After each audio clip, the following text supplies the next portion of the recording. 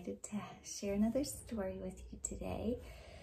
I'm going to be sharing a story that is a folk tale, and the particular kind of folk tale that I'm going to share is a fairy tale.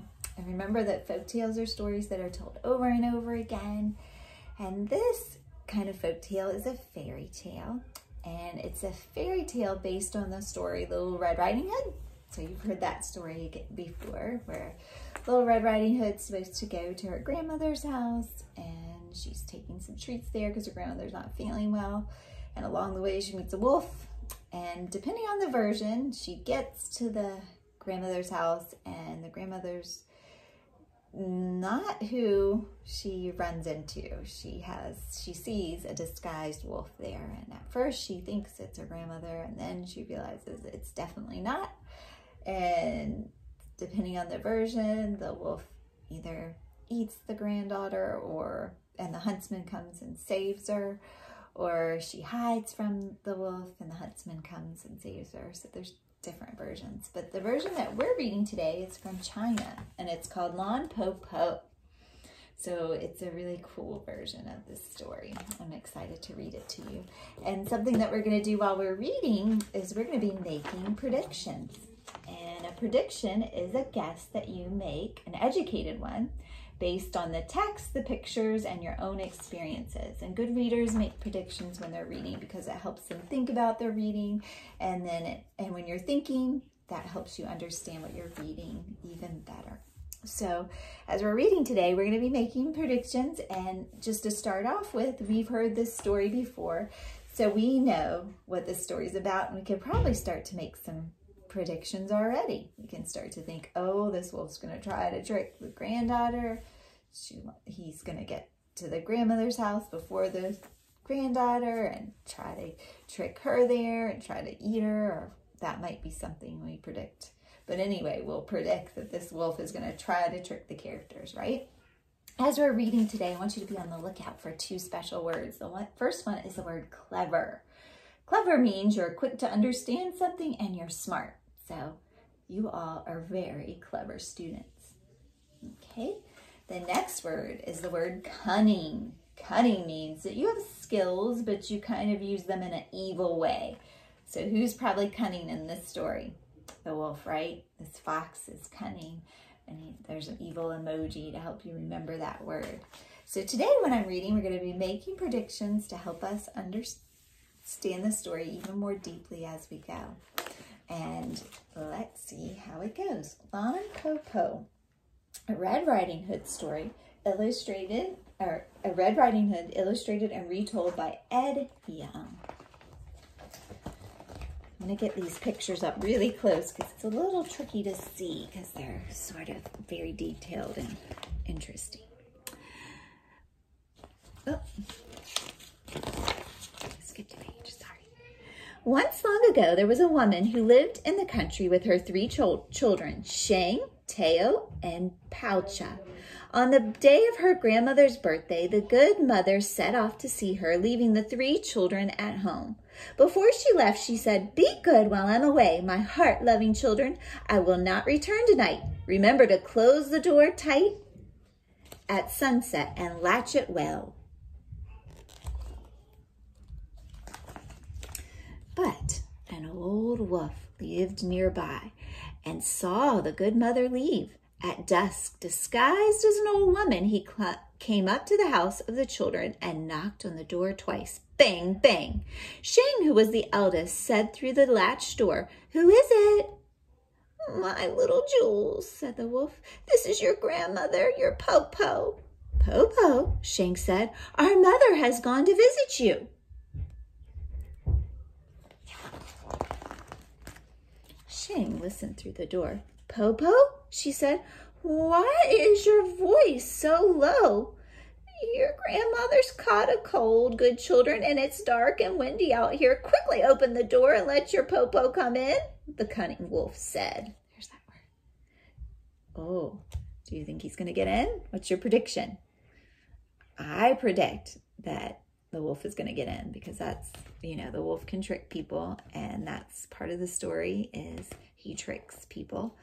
So I think that he's going to get in, because if he doesn't get in, well, the story might not have much to it, right? So I think he's going to get in the house. Teo and Pocha could not wait. One unlatched the door and the other opened it. They shouted, "Popo, Popo, come in." At that moment he entered the door. The wolf blew out the candle. "Popo," Shang asked, "why did you blow out the candle? The room is now dark." The wolf did not answer. Ooh, I know why he blew out the candle. Teo and Pocha rushed to their Popo and wished to be hugged. The old wolf held Teo. "Good child, you're so plump." He embraced Pocha. Good child, you've grown to be so sweet." Soon the old wolf pretended to be sleepy. He yawned. "All the chicks are in their coop," he said. "Popo's sleepy too." When he climbed into the big bed, Pocha climbed in at one end, and Shang and Teo climbed into the other.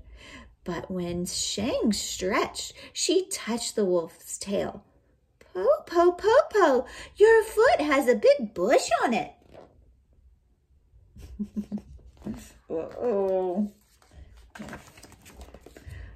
"Popo has brought hemp string to weave you a basket," the wolf said. Shang touched the grandmother's sharp claws.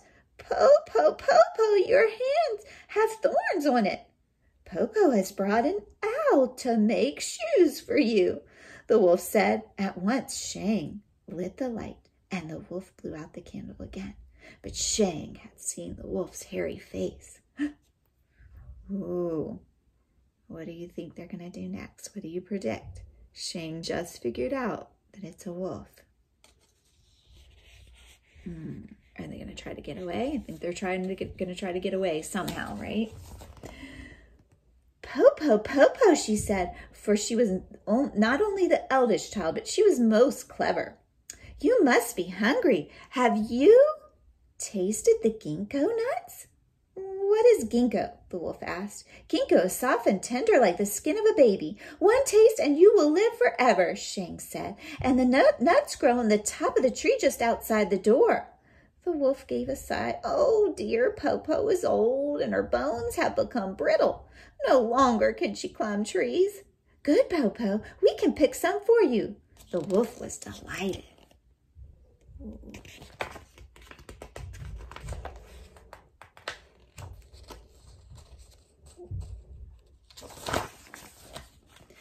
Shang jumped out of bed, and Teo and Pocha came with her to the ginkgo tree. There Shang told her sisters about the wolf, and all three climbed up to the tall tree. The wolf waited and waited. Plump Teo did not come back. Sweet Pocha did not come back. Shang did not come back, and no one brought any nuts from the ginkgo tree. At last the wolf shouted, "Where are you, children?" "Popo," Shang called out at the top of the tree. "We're eating ginkgo nuts." "Good children," the wolf begged, "pluck some for me." "But Popo, ginkgo is magic only when it's plucked directly from the tree. You must come and pluck it from the tree yourself." What do you predict they're going to do? How are they going to trick the wolf? Because they've got to trick him, right? They've done a good job getting away. The wolf came outside and paced back and forth under the tree where he heard the three children eating the ginkgo nuts at the top. "Oh, Popo, these nuts are so tasty. The skin is so tender," Shang said. The wolf's mouth began to water for taste. Finally, Shang, the eldest and the most clever child, said, "Popo, I have a plan. At the door, there's a big basket. Behind it, it's a rope. Tie the rope to the basket, sit in the basket, and throw the other end up to me. I can pull you up." Ooh, what do you predict they're going to do if they get her in the basket? Let's see. The wolf was overjoyed and fetched the basket and the rope, then threw one end of the rope to the top of the tree. Shang caught the rope and began to pull the basket up. Halfway up, she let go of the rope, and the basket and the wolf fell to the ground. "I'm so small and weak, Popo," Shang pretended. "I cannot hold the rope anymore." This time I will help, Teo said. Let's do it again. Then the wolf had only one thought on his mind, a taste of the ginkgo nut. He climbed onto the basket again. Now Shang and Teo pulled the rope on the basket together, higher and higher. Again they let go, and again the wolf tumbled down, down, down, and bumped his head. The wolf was furious. He growled and cursed. "We could not hold you with the rope, Popo," Shang said, "but only one ginkgo nut and you will be well." "I shall give a hand to my sisters this time," Poucha, the youngest, said. "This time we shall not fail." Okay, so they've tried once, twice. Now this is the third time. What do you think is going to happen? Let's see. Now the children pulled the rope with all their strength. As they pulled, they sang, "Hey-ho, hey-ho," and the basket rose straight up, higher than the first time, higher than the second time, higher and higher and higher until it nearly reached the top of the tree. When the wolf reached out, he could almost touch the highest branch. But at that moment, Shang coughed, and they all let go of the rope, and the basket fell down, down, down. Not only did the wolf bump his head, but his heart broke into pieces.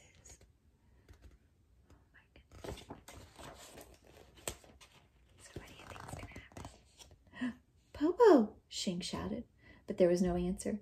"Popo," Teo shouted, but there was no answer.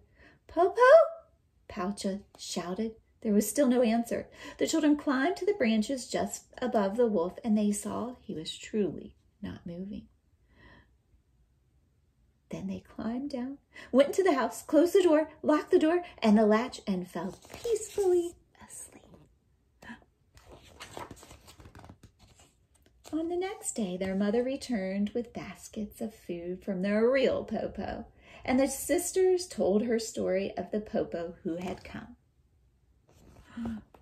So, we did some good predicting, right? We predicted as we read.